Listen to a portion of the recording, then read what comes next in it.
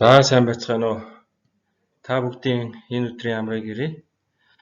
Мал аж ахуйн эдийн засгийн эргэлтийг нэмэгдүүлэх төслийн төлөвлөгөөний дагуу мал эмнэлгийн салбарын үйл ажиллагаанд эрсдлийн үнэлгээг хэрэгжүүлэх туршилтын хөтөлбөрийн талаар товч танилцуулга хийж та бүгдийн саналыг сонсохоор энэхүү илтгэлийг танилцуулж байна.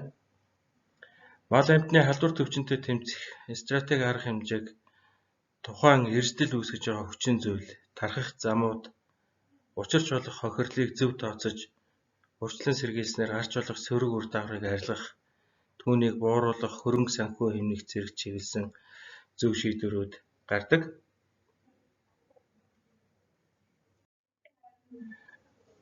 За, Монгол улсын малын ерөнхий эмч, мал эмнэлгийн ерөнхий газар малын өвчнөд тэмцэх стратеги боловсруулахад юу хэрэгтэй вэ гэдэг ийм асуудал бол одоо гарч ирдэг.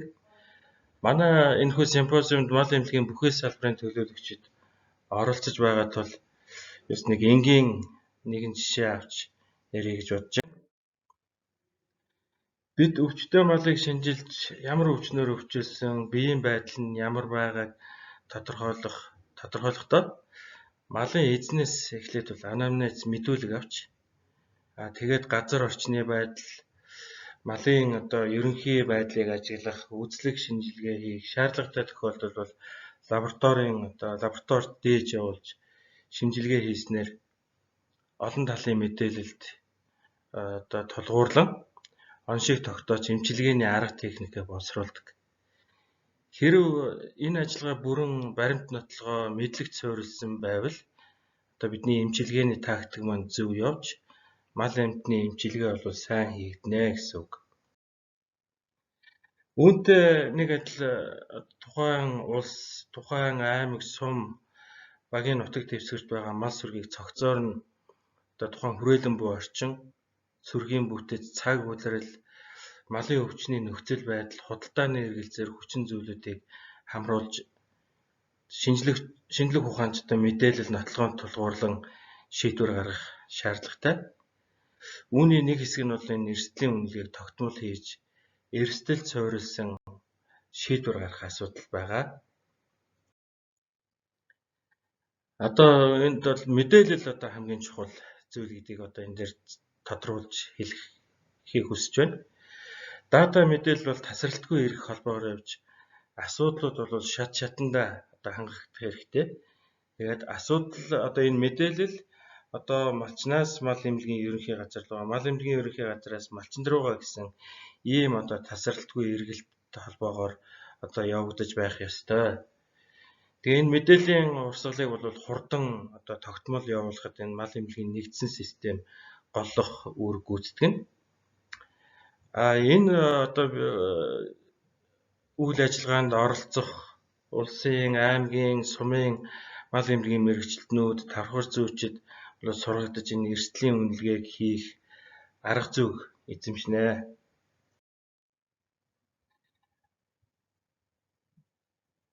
За бид мөсөн уулын ойлголтыг одоо бүгдээрээ мэднэ.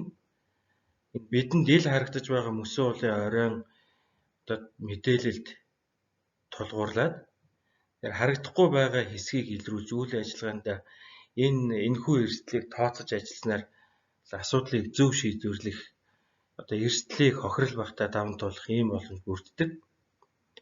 Тийм учраас малын өвчлөл буюу эрсдэл үүсгэх хүчин зүйл болох мал амьтны халдварт өвчнүүд тэр дундаа эдийн засаг худалдааны чөлөөт байдалд маш сөргөөр нөлөөлж байгаа энэ хил дамжин халдварлалтай өвчнүүдийн эрсдлийг тогтмол тооцож тухайн өвчнөд тэмцэх стратеги зөв оновчтой боловсруулах одоо шаардлага байгаа.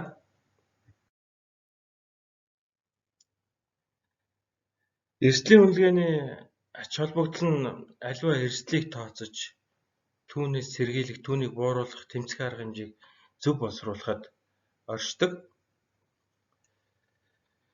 Эрсдлийн үнэлгээг хийлгүүгээр үйл ажиллагааг одоо хэрэгжүүлэх нь харанхуй газар урдаа нүх байхгүй байх гэж бодоод алхахтай адилхан ийм эрсдэлтэй зүйл байдаг. Тэгэхээр энэ төсөөлөөр одоо энэ зураг дээр та бүхний харж байгаачлан хэрэв эрсдлийн үнэлгээ хийгээгүй шийдвэрүүдийг гаргах юм бол эрсдлийг тооцож түүнийг бууруулах арга хэмжээ бол бүрэн төлөвлөлтөд магадлал бага.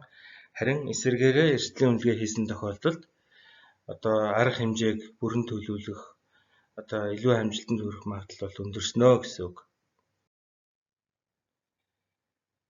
Эрсдлийн үнэлгээг зөвхөн мал амьтны халдвар төвчний асуудал биш, бусад үйл ажиллагаа, бүтээгдэхүүний чанар, гарал үүслийн гэрчилгээ, импортын бараа бүтээгдэхүүн дээр бол бас ашигладаг байгаа. Өнөөдөр манай мал эмнэлгийн орон нутгийн нэгжийн эмчнэр, сумын тасгийн эмчнэр бол энэ мал эмнэлгийн гэрчилгээг бичиж байгаа. Тэгэхээр энэ эрсдлийн үнэлгээг хийснээр бол энэ мал эмнэлгийн гэрчилгээг бол тодорхой, нотлогоо, баримтанд тулгуурлан олгох ийм ач холбогдол бас гарч байгаа гэдгийг хэлээ. Эрсдлийн шинжилгээг бид өөрсдийн өдөр бүрийн амьдралын явцад байнга хэрэгжилж байдаг. Аливаа үйл ажиллагааг хэрэгжүүлэхэд тодорхой хэмжээний эрсдлийг тооцох шаардлагатай.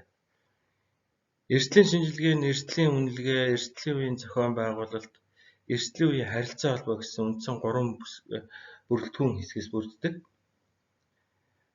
Эрсдлийн үнэлгээг тоон болон чанарын аргаар үнэлдэг ба тэгээд энэ хоёр аргыг хосдмол байдлаар хэрэглэх нь их байдаг. Эрсдлийн үнэлгээг хийхийн зэрэгцээ хажуугаар нь зохион байгуулалт, энэ эрсдлийн үеийн зохион байгуулалт, эрсдлийн үеийн харилцаа холбоо бол байнга хамт хэрэгжүүлж энэ үйл ажиллагааг хэрэгжиж байгаа энэ үйл ажиллагааг сайжруулах, залруулах, шинээр авч хэрэгжүүлэх шийдвэрийг бол зөв гаргах боломж бүрдэнэ. За, эрсдлийн үнэлгээг хийх талаар биднэрт бас нэлээд ойрхон байдаг нэг жишээг авч ярих гэж бодлоо. Мал эмнэлэгт эрентгийн аппарат ашиглаж байна гэж бодъё. Эрентгийн аппарат ашиглах нь ажиллаж байгаа эмч мэргэжлүүд болон үйлчлүүлэгчдэд бол эрсдэл үүсгэх ийм боломжтой зүйл байгаа. Тэгэхээр энэ тохиолдолд эрсдлийн хүчин зүйл нь бол цацраг туяа тархах, цацрагийн хортлого үүсэх нөхцөл болж байна. Тэгэхээр энэ ажлын байрны нөхцөл, хамгаалах хувцас, ажиллах заавар зэрэгт үнэлгээ хийж бусад мэдээллүүдтэй холбоон эрсдлийн үнэлгээ хийснээр хэрэгжүүлэх арга хэмжээнд зөв шийдвэр гаргаж ажиллах боломж бүрдэнэ. За, бидний өнөөдөр анхаарал хандуулж байгаа зүйл бол энэ малын халдвар төвчнүүд байна. Түүнтэй энэ халдвар төвчнөд холбоотой гарч болох үр дагавар, эрсдлийн замууд, эрсдэл үүсэх магадлалыг мал эмнэлгийн систем нэвтрүүлэн байнга хийгддэг ажил болгож, эрсдлийн үнэлгээнд суурилсан тандалт, тэмцэх арга хэмжээний стратегийг зөв шийдвэрлэх асуудал тавигдж байна. За, энэ эрсдлийн үнэлгээг хэрэгжүүлэх туршилтын хөтөлбөрийг бол Сүхбаатар, Өвөр хангаа, Ховд гэсэн 3 аймагт хэрэгжүүлнэ. Энэ 3 аймгийг сонгосон шалтгаан болохоор 3 өөр газар зүйн байрлал, мал амьтны шилжилт хөдөлгөөн, хилийн бонд, мал сүргийн бүтэц, нийгмийн эдийн засаг гэсэн ийм хүчин зүйлүүдээр Монгол улсыг бол нийтэд нь төлөөж болохуйц тул энэ 3 аймгийг сонгож туршилтын хөтөлбөрийг хэрэгжүүлнэ. За, эрсдлийн үнэлгээ хийхэд олон төрлийн мэдээллүүд шаардлагатай. Тэгэхээр анхны мэдээллийг бол мал эмнэлгийн үйлчилгээний нэгжүүд буюу хувийн мал эмнэлгүүд энэ 3 сонгогдсон аймгийн хувийн малын эмчнэр өөрсдөө хариуцсан малчдын төлөвлөгөөт ажлын дагуу болон зорилттой чиглэлээр сард 1 удаа очиж тухайн малчны хотод буюу тухайн сүргийн 25 малд клиник үзлэг хийж мал эмнэлгийн нэгдсэн системд асуумжийн дагуу оруулна. Тэр оруулсан мэдээлэл бол сумын мал эмнэлгийн байцаагчид хянагдаад сумын мал эмнэлгийн тархвар зүйчд илгээгдэж байгаа. Тэгэхээр сумын тархвар зүйч бол мал эмнэлгийн нэгдсэн системээс болон бусад дагалдах мэдээллүүдээр үндэслээд эрсдлийн үнэлгээ хийж бол аймгийн тархвар зүйчид тайлан хийлгэнэ. Аймгийн нэгдсэн эмнэлгийн эрсдлийн үнэлгээ бол аймгийн мал эмнэлгийн тархвар зүйч гаргаад мал эмнэлгийн ерөнхий газарт илгээж улсын хэмжээний эрсдлийн үнэлгээний тайлан гаргах юм. Энэ тайлан малын ерөнхий эмч, мал эмнэлгийн ерөнхий газарт танилцуулагдсан тандалт тэмцэх арга хэмжээний шийдвэр зөвлөмжүүд гарна. Хэрв энэхүү туршилтын хөтөлбөр амжилттай хэрэгжүүлэн эрсдлийн үнэлгээг зорилттой чиглэлээр цаашдаа мал эмнэлгийн үйл ажиллагаанд байнга хийгдэж байдаг ажил болох боломж бүрднэ гэж одоо найдаж байна. За эцэст нь одоо дүгнэж хэлэхэд аливаа шийдвэр зөвлөмж бол бодит чанартай мэдээлэл, шинжлэх ухааны үндэслэл тулгуурлан одоо хурдан шуурхай тогтмол хийгдснээр бодит үр дүнд хүрэх боломж бүрдэж байгаа. Тэгээд энэхүү туршилтын хөтөлбөр амжилттай хэрэгжил эрсдлийн үнэлгээг зорилттой чиглэлээр мал эмнэлгийн үйлчилгээнд одоо байнга хэрэгжилж байх. Мал эмнэлгийн хяналт эрсдлийн үнэлгээний газрын одоо нэг үүрэг чиглэлт ийм ажил одоо болох. Ингэснээр одоо халдварт өвчнөдөө тэмцэх арга хэмжээнд одоо ахиц дэвшил гарна гэж одоо дүгнэж байна.